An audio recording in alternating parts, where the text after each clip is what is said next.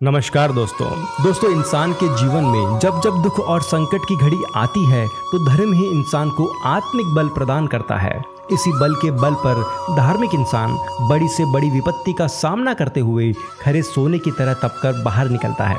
बेशक विभिन्न धर्मों में ईश्वर के नाम और पूजा पाठ के तरीके अलग अलग हैं, लेकिन सभी धर्मों का उद्देश्य और उपदेश सिर्फ एक ही है और वो है शुद्ध मन और सुमिरन द्वारा ईश्वर की प्राप्ति।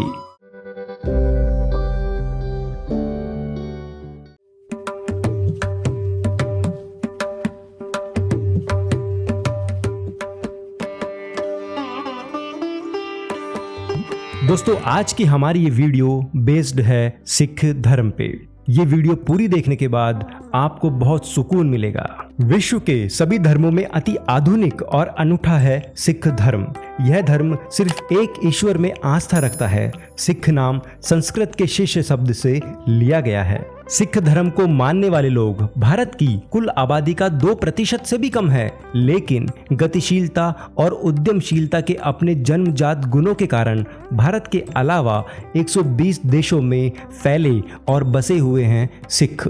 सिख धर्म की शुरुआत 15वीं शताब्दी में हुई। श्री गुरु नानक देव जी इसके संस्थापक एवं 10 सिख गुरुओं में पहले गुरु हैं।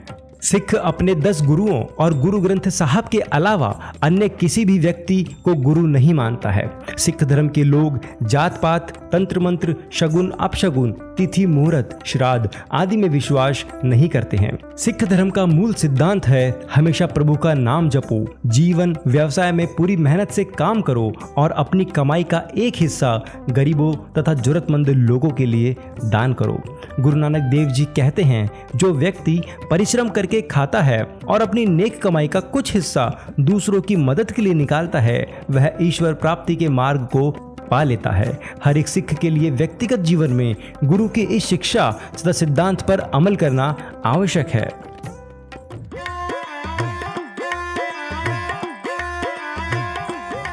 सिख धर्म में गुरु का सर्वोच्च स्थान है। सिख के गुरु इष्ट भी हैं, आराध्य भी हैं, गुरु कृपा के सागर भी हैं और भव सागर से मुक्त दिलाने वाले दाता भी हैं। गुरु भक्ति का स्रोत भी हैं, सुखदाता भी हैं। गुरु का अनुयायी सिख कभी किसी भ्रम, अंधविश्वास तथा विषय वासना का शिकार नहीं होता है। गुरु पर अटल विश्वास रखने वाला सिख किसी भी संकट या चुनौती से घबराता नहीं है, बल्कि हिम्मत और दृढ़ता से चुनौती का डटकर सामना करता है। गुरु के दर्शन से मन और तन में ही प्रसन्न नहीं होता, बल्कि जन्म मरण के दुख भी समाप्त हो जाते हैं, क्योंकि गुरु ही उसे आध्यात्मिक ज्ञान को प्राप्त करने का मार्ग दिखाता है। वैसे तो सिख धर्म में भले ही 10 गुरु हों, लेकिन सिद्धांत की दृष्टि से सभी 10 गुरुओं में अखंड और अलौकिक ज्योति एक ही है। ये ज्योति है गुरु नानक देव जी की, जो बारी बारी से उनके बाद के गुरुओं में प्रविष्ट होती गई। सभी सिख को ये आदेश है कि वो 10 गुरुओं के बाद गुरु ग्रंथ साहब को ही अपना गुरु माने।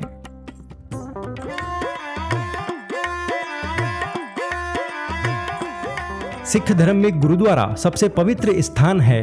गुरुद्वारा यानी गुरु का घर या गुरु का द्वार, वो हर स्थान जहां गुरु के चरण पड़े। सिख गुरुओं का जिस स्थान पर जन्म हुआ, अपने जीवन काल में गुरु जहां जहां गए, जहां जहां लोगों का उद्धार किया, जहां जहां गुरुओं ने जीवन का अंतिम समय बिताया, जहां से गुरु स्वर्ग सिधारे, ऐसे सभी स्थान सिखों के लिए पूज्य हो गए।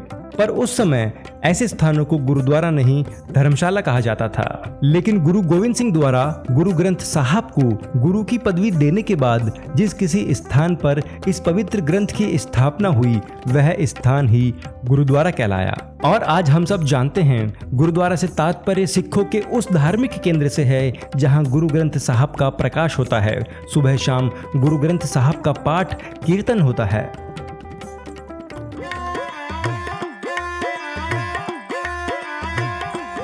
विश्व के लगभग सभी धर्मों में व्यक्ति के चरित्र निर्माण के लिए संगत के महत्व पर काफी जोर दिया गया है। लेकिन दोस्तों, क्या आपको पता है, सिख धर्म पहला धर्म है जिसने संगत के साथ साथ पंगत को भी जोड़ा। पंगत का मतलब गुरुद्वारे में लंगर से है, जहां ऊंच नीच, जात पात अमीर गरीब का भेदभाव किए बिना सभी को एक ही पंक्ति में बैठाकर प्रेम व श्रद्धा से लंगर दिया जाता है।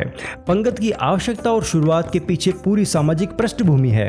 मध्यकाल में जहां भारतीय समाज जातियों में बट गया था, ऊंची जाति के लोग छोटी जाति के लोगों को तिरस्कार की दृष्टि से देखते थे।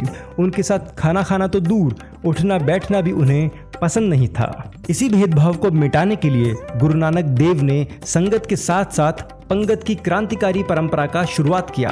उनका उद्देश्य था लोगों में बराबरी, भाईचारे की भावना को पैदा करना, लोगों के मन मस्तिष्क से अहंकार, अमीर गरीब, ऊंच नीच की भावना पूरी तरह से समाप्त करने के उद्देश्य से तीसरे गुरु श्री गुरु अमरदास जी ने गुरुद्वारे का नियम बना दिया, पहले पंगत पीछे संगत। यानी गुरु जी के दर्शन और सत्संग करने की इजाजत तभी मिलती जब व्यक्ति पहले लंगर में सबके साथ एक ही पंक्ति में बैठकर भोजन कर लेता।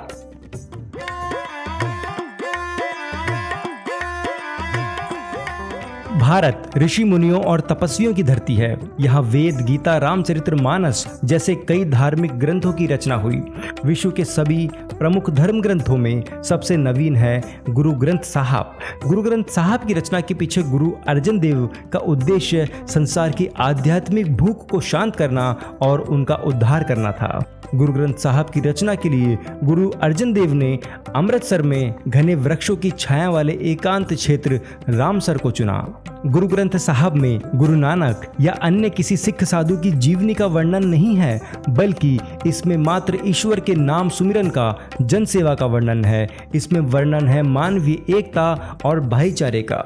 गुरु ग्रंथ साहब की रचना के पीछे गुरु अर्जन देव का उद्देश्य किसी खास मत, व्यवस्था या दर्शन की स्थापना करना नहीं था, बल्कि वे सीधे व सरल मार्ग से इंसान को परमात्मा से जोड़ना चाहते थे। वे चाहते थे कि धर्म सिर्फ उच्च वर्गों का ही न होकर रह जाए, धर्म सबके लिए है और धर्म बराबर है।